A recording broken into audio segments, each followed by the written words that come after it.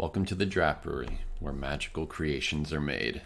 I'm Chris Baker, and today I'm here to take you through a deck tech of my favorite pet deck for Standard Pauper. Thanks to everybody at the Pauper Discord running this ladder season, and Endless Number for inspiring me to create this. I want to take you through my thoughts and a card-by-card analysis of one of my favorite pet decks. I created Historic Pauper version of this last year, and I'm always looking to build a brew with it. The one caveat to it, this deck is not always good. It only really works in a creature meta. 8Wrath implies this combo of cards where you have 1 mana damage sweepers, right? So we have Tectonic Hazard and Smash to Dust available in this standard format. Dealing 1 to everything is great against a lot of tokens. This format doesn't have a lot of that, so there's not a lot of incidental value that they create. But when you combine it with Mirrored and Avenged, it wraths the creature and gives you some card advantage back from this being a do-nothing. Cracked Skull is the other combo that exists in this format. It's slower than the other, you were already dead from what was it, Kamigawa New One Dynasty. This card gets a card out of their hand, gives you the advantage to see what's coming up ahead, much like a Duress variant, which I think really helps you with your gameplay. It lets you know what to play around. So I really like this card, despite it being slow and costing a bunch of mana. The format so far has been really grindy, and the ability to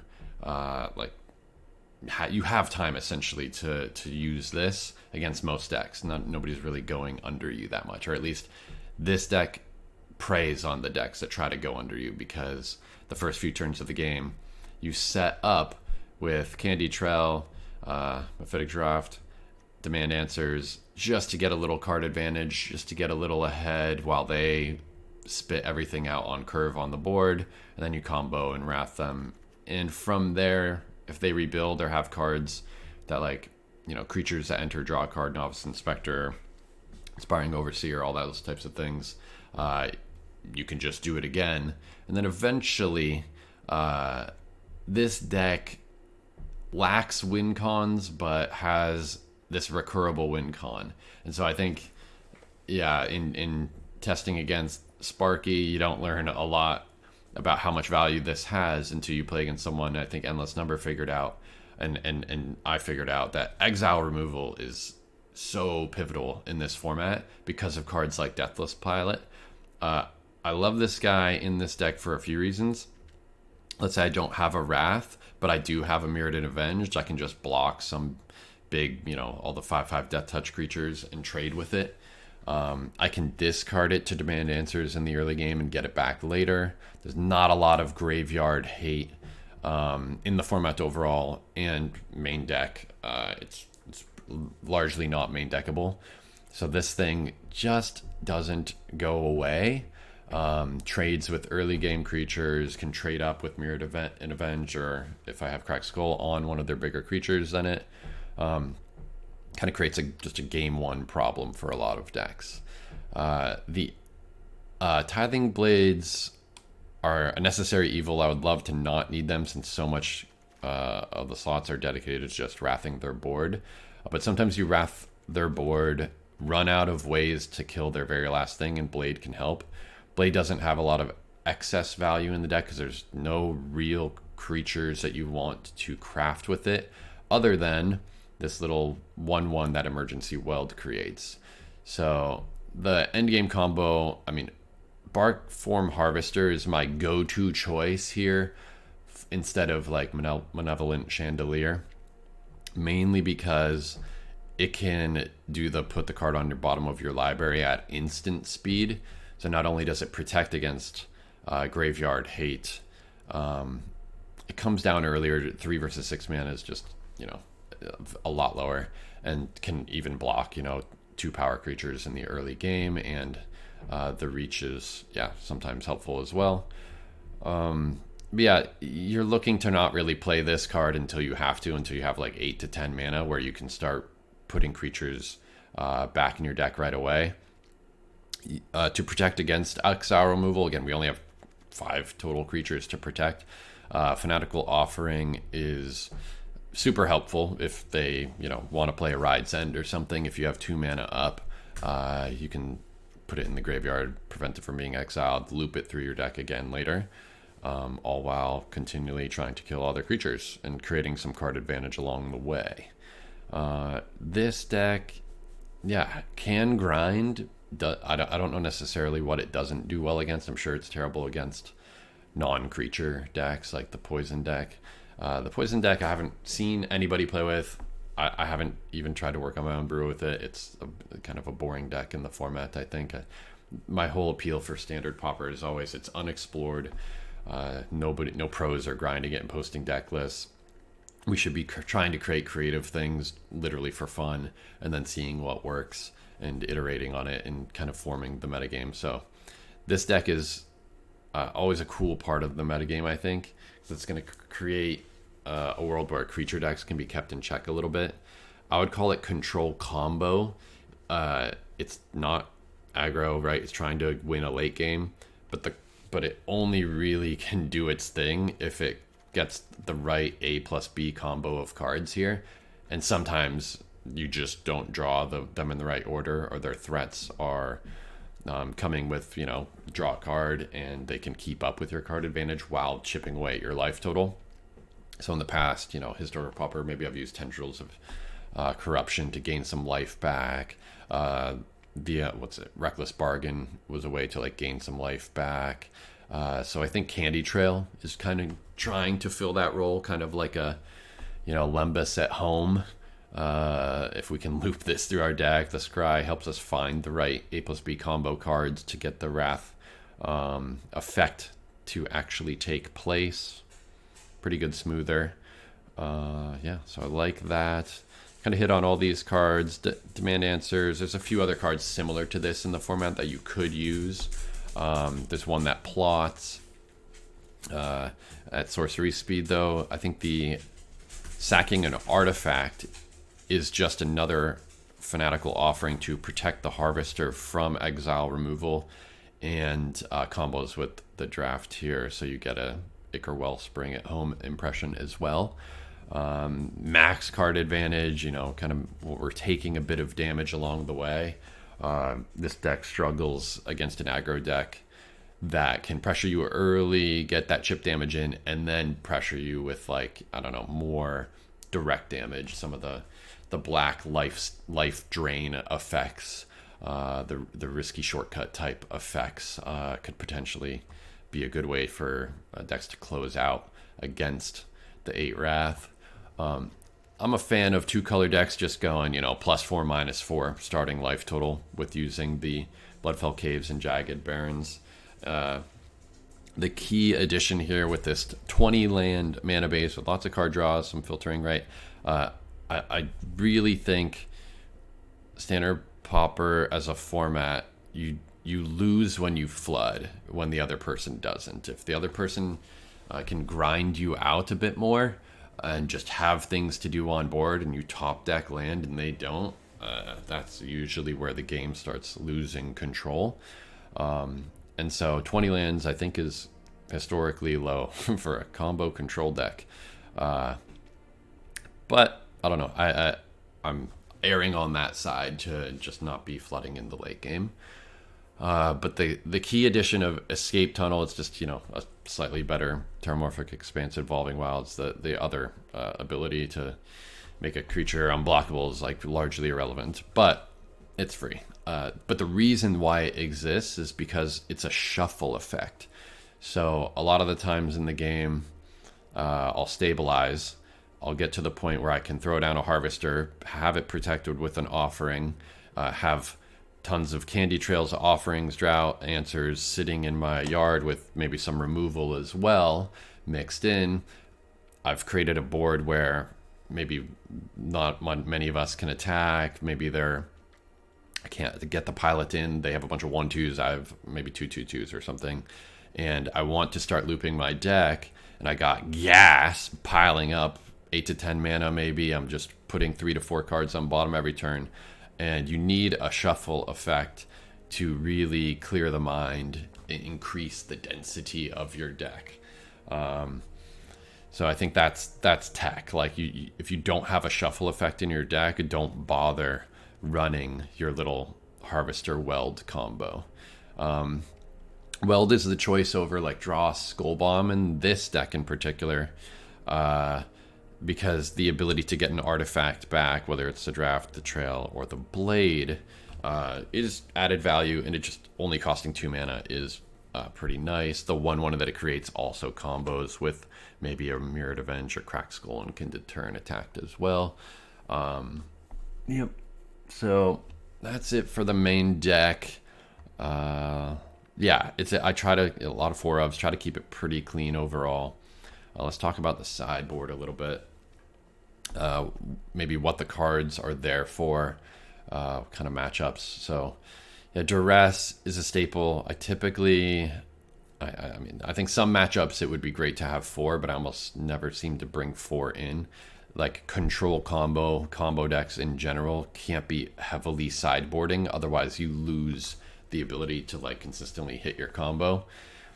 So Duress is technically there for, I think, like the poison decks and decks that have counter spells, decks that can break up your combo, decks that run a draw 2 or a draw 3. Like we don't want key pieces to be countered or interrupted with, and I think the information matters a lot too.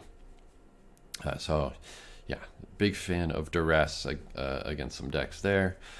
Torch again can be used to bargain. We can sack our draft, we can sack our blade, we can sack maybe this little token. I guess it can sack artifacts, right?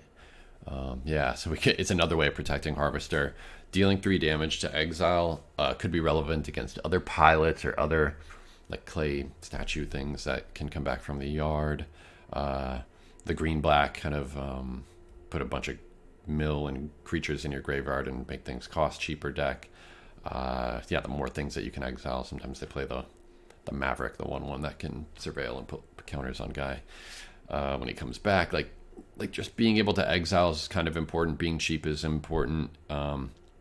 Yeah, the big weakness of the deck is none of the removal exiles in game 1. So if they just have ways to recur their creatures from the graveyard or board repossession.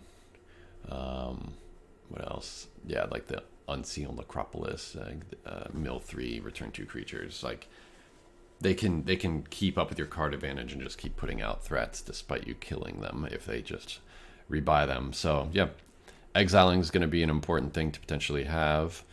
The 3rd and 4th blades I think are relevant specifically against Tolarian Terror. A lot of the times when they get that early terror down and you go to like Wrath combo, first off, putting a skull on it costing 5 is almost impossible. Costs too much before you're dead. Trying to hit it with this like a hazard plus an avenged plus 2 from the ward. I mean, 4 mana minimum, 5 with Smash to Dust. It's too much. So the blades are just the clean way to deal with it. The terror decks usually don't have a ton of other creatures running around, so if you wrath the other stuff, the blade will typically clean it up, and those decks are less likely to like recur their terrors. That could be again a good strategy against this. One other thing I forgot to mention, like Smash to Dust has utility in the format more than just like a 1 mana thing. The 2nd mana that you're paying sometimes does come up. The only other creature with Defender I've seen is the Academy Wall, which can create some like looting card advantage. So that can be one way to just cleanly answer it. Destroying artifacts can be good too. I mean, it's just straight up 1-for-1s with the Pact Altair. So let's like if we are in a top deck war and they top deck their Terror and I top deck this, like so you don't have to just do nothing and slow bleed out to it. It can also kill, I don't know, it can kill things like a Candy Trail if they're tapped out, and prevents them from, gaining a card. So it has minor utility that is, I don't know, fun and interesting to see. Don't think of it as just always has to create a 1 damage effect. Back to the sideboard. After game 1, most people will, I think, take out their creature removal or think that this deck is... you don't need your creature removal against this deck in general unless if it exiles. But even then, just like one way to counteract that is to say, okay, if I get my Slinger in play, this is just like a free kill with Mirrodin Avenge or Cracked Skull. It's like a literal moat. If I have 4 Cracked Skulls on their 4 creatures or something, like maybe this thing just holds them off if they're scared of just getting their guys free killed. So yeah, he's interesting, not great, but sideboard's experimental, I'd say. I like having 1 Mind Rot effect. There's a few others, Aggressive Sabotage, that could deal some damage, which is, I think, largely irrelevant. We do have a rat in our deck. Surveilling 2 could be like put 2 lands in the bin or something in the late game. So, small bit of upside. Second Harvester, in the scenario that sometimes you do just have to run it out and it gets exiled, then you want a second, I think, is a backup plan against decks that are gunning for your little, rat squirrel shapeshifter here. Consuming Ashes is expensive, but it exiles, deals with everything, and again, Surveil 2 helps you like just dig to the right parts of your deck. I find this, the black-green deck who has 5/5 Death Touch things and the 5/4 that can cycle, like, you gotta be able to like exile them rather than destroy them, which I'm trying to shore up a matchup that's just terrible. If they can just recur from their graveyard, this is just not a good deck to probably play against them. But it's an attempt to say, hey, catch-all removal can be good. A lot of the times in game 2s and 3s, like this 8-Wrath combo is a lot of what you'll be taking out. If they expect it, they probably cut a lot of their X1s. If they didn't, unless they generated value like an Overseer, Inspiring Overseer. So yeah, that's like alternative removal source. Wreck Remover is not very good in general, and the artifact or the graveyard hate in this format is just terrible overall. It's really hard to attack with this thing, but I like one of as a way to, again, maybe take out their Harvester or Chandelier or their Pilot that they had sitting in the graveyard, and you can just nab a few things with it. And again, I like these like small little creatures that I can add in because they're probably going to be a little bit more safe if they're taking out removal in game 1. And the last but not least, Thunderhead Gunner. Yeah, like this card's fantastic. If you've done the draft format, you've learned that the repeatable card advantage engine of this is great. It's basically, demand answers on a creature. It can block a lot of things. It can, discarding pilots and then getting pilots back is great. Like in draft, a lot of the time, you're discarding your excess lands to get to your gas. But with this deck, the same value that Demand Answers has with Deathless Pilot is you can discard the Pilot early game when you know you don't need it because you're just going to wrath their board, and then keep your lands. You don't have a lot of them. Play a land drop every turn. The extra card draw that this deck creates helps you ensure that you do hit your lands. And then when you have tons of mana, boom, this thing can come back for 6 mana 2/2. I mean, it reminds me of Pilgrim of the Ages or something from Strixhaven, where it was like a 2/1 that finds a plains, it comes back for 6 mana. I did a throwback draft with friends recently. That card was a house. Like you think it's small, it's weak, it's expensive, it's repeatable. If they do not exile it, it can jump block almost infinitely. It gets all the lands out of your deck. It can eventually win the game on its own, and if you have 2, it's great. So in Constructed, we get 4 of this deathless bad boy, and he sticks around a lot of the time. And the Gunner, maybe he survives, maybe he shark pirates people and helps you close some games. Another interesting idea for the sideboard would be to make it more transformative and have more 1, 2, 3 drop creatures, right? And have more of a aggressive plan. I could see that being potentially relevant against other control decks and stuff, but I don't know. I don't think the options in Standard Pauper really are that good for that. So you'd just be like nerfing your deck too much. So yeah, so that is the deck text. Standard Pauper, 8 Wrath. yeah, feel free to shoot some questions or comments. I'm sure there's not optimal card choices here for everything, and some like little niche decisions could be improved. Sideboard is super experimental. So I'll do a few more of these for some other decks that I have, and yeah, stay tuned. Thanks.